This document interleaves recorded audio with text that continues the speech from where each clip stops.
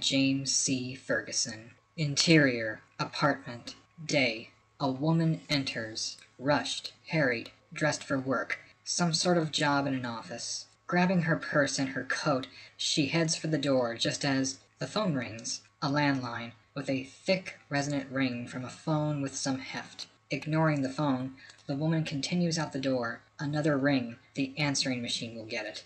But the machine doesn't get it.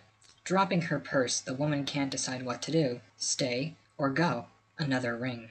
God damn it. Letting the door close. The woman crosses back across her apartment to the phone, tripping on a chair as she does. Too harried. Another ring.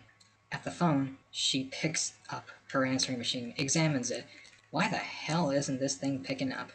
I have to go. I'm gonna be late. Got ring. Oh, fuck it. She picks up. Woman. Hello? Pause. On the line, we hear a little static, interspersed by a random, subtle clicking. It isn't a great connection. Woman. Hello. Is somebody there? Look, I'm sorry, but I'm literally running out the door. I have a date. With Roger. Finally. I know, right? As she checks herself out in the mirror. Woman. Look, I don't mean to be rude, but I really don't want to be this late. If I leave right now, and I mean at this precise moment, I'll be, checking the time, well, I'll be an hour and a half early. But still, better than that, I don't want to be late. I really don't. If there's an accident or construction, I can't. I can hear you breathing, you know. I know you're there. Roger? Is this you? Roger? Having second thoughts about part of her outfit, she swaps it out as she talks. Voice on the phone. Hello? The voice on the phone sounds like an older woman. Weak, distracted, tired, out of it. Older. Somewhere in the 60s, 80s range. Possibly. The woman on the phone's voice is filtered, like this conversation is taking place on a very old phone with a connection that isn't great. Woman. You're not Roger. Hello? Something isn't right. She can feel it. The woman decides she needs a glass of wine before she leaves. So, as she gets one, woman. If you're trying to sell me something, I promise, whatever it is, I don't need it. I couldn't afford it. That's the main... Hey, we all have to make a buck somehow. I sympathize. I do. I used to work for the Butterball Hotline. You wouldn't believe some of the loon balls that I used to have to talk to. You know, if you are trying to sell me something, you may want to think about trying to get your sales pitch out a little quicker. Well, here's the thing that really gets my goat. How does everyone always know the worst possible times to call me? I'm either running out the door, I'm just jammed an entire burrito in my mouth, I'm taking a bath, it's the middle of the night, my arm's stuck in my bra, my mother is the worst. My mother loves to call me whenever I have a guy over, and we're about to, well, how does she know? Every fucking time. No pun intended. If you're trying to scare me, which by the way, I do not scare easily, I read Stephen King, I watch The Walking Dead, and I like clowns. Okay, well, this has been fun, but I really have to. I can't just... I'm gonna hang up now. Okay, goodbye. Voice on the phone. I don't know where I am. Woman. So, you're not trying to sell me something. Hello?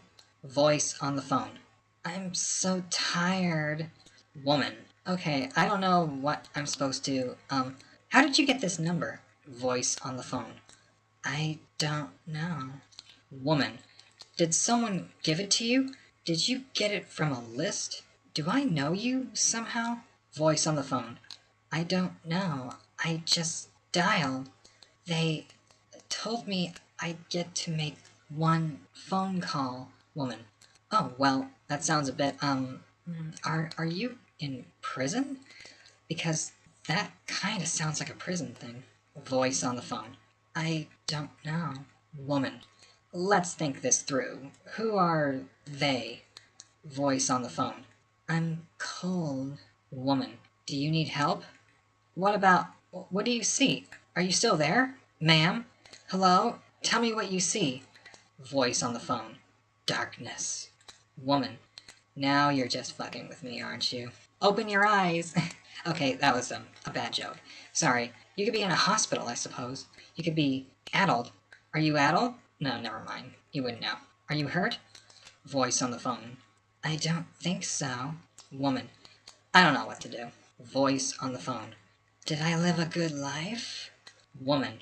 Oh gosh, I don't know. I don't know you. I can't. Yes, yes, you did.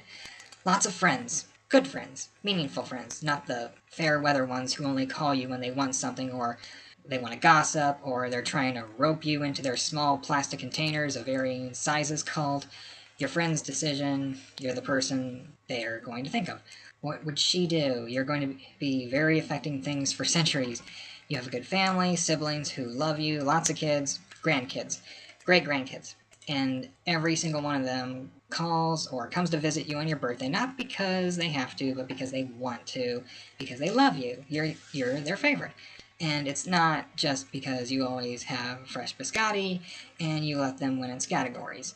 You got your pets from a shelter, you were very charitable, you always volunteered at the soup kitchen on Thanksgiving, you had a very nice flower garden, which you took great pride in, and a stamp collection that won all sorts of awards. I know normally that's one of these things that the unenlightened say is boring, but you have always approached as a window into the history and culture of a country's culture, like Singapore, because, well, why not? Also, you like to play the harp, because well, I've always wanted to learn how to play the harp. You've had a wonderful life. What's your name? Voice on the phone. Emily. Ha ha! Woman. Emily? That's my name. I always, Emily, that's quite a... Emily, what's your last name? Emily, are you... I don't hear a dial tone, so I know you're still dial tone. The woman hangs up the phone very slowly, trying very hard not to completely freak out. Then, after a bit, the phone rings again. The woman snatches it up immediately. Woman. Emily! Oh, I thought... No, I don't. Look, whatever you're selling, I don't want any. Goodbye. The woman hangs up.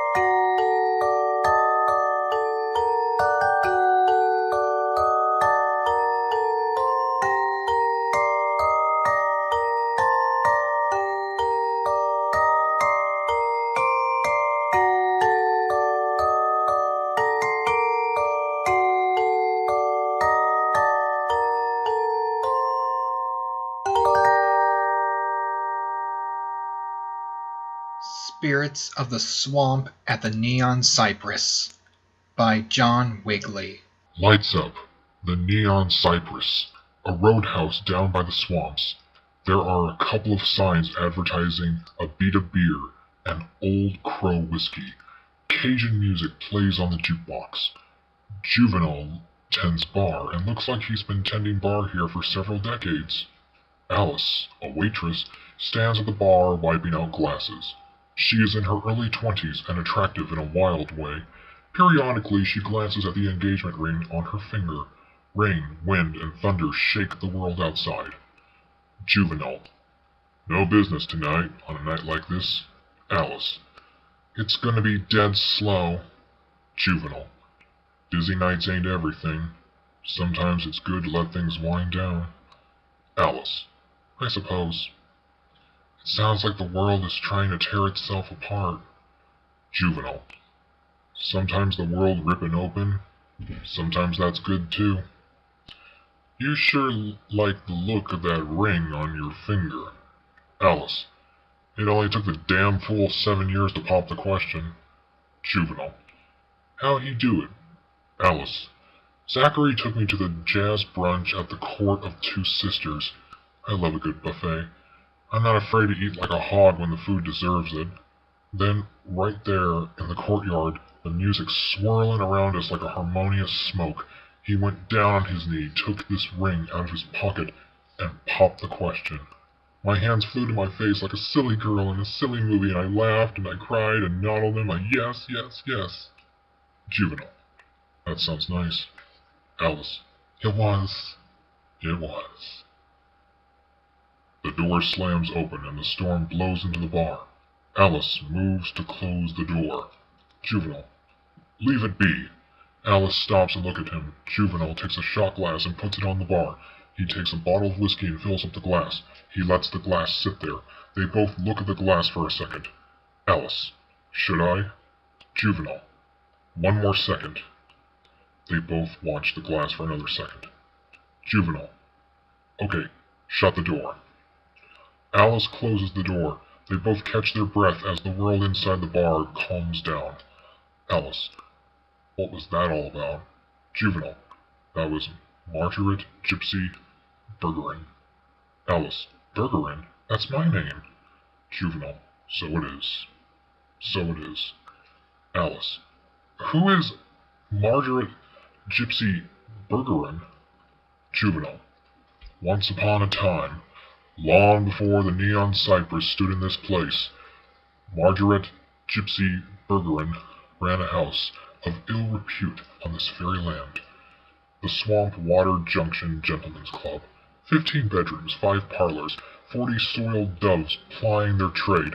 She let any man that wanted visit her ladies, from Cajun swamp dwellers to highfalutin gentlemen from the French Quarter. All that man needed was the lady's asking price. She loved jewelry and jazz, glamour and romance, and a good hard drink. She got in trouble now and then. Sometimes over serving liquor without a license. Sometimes for her violent reaction when a man didn't treat one of her ladies with the respect that ladies deserved. But never for selling what so many men were willing to pay for. After 7 years of running an unassuming business that caused very few ripples in the respectability of the Big Easy, judgment came down.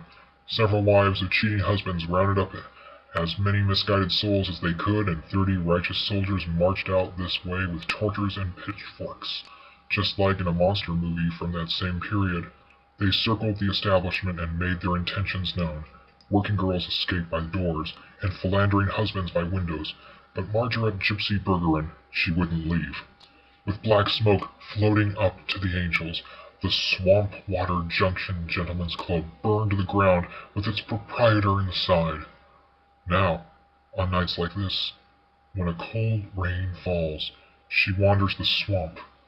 They say the cool raindrops feel good on her crackled, burnt skin. Once she finds what she's looking for, a bit of jewelry, a bit of romance, or a bit of whiskey, then she can go back to her grave until the next time a cold rain falls on the bayou. Alice. Is that true? Juvenile. True? Who can say? No one knows what waits for us after this world. Stories about ghosts and spirits and angels and devils might be true or might be false or might be a little bit of both. Alice, I think the wind blew open that door and a bored bartender took advantage of the circumstance. Juvenile, I like to make up stories. Alice rolls her eyes and drinks the shot of whiskey. Thunder crashes. Lights down.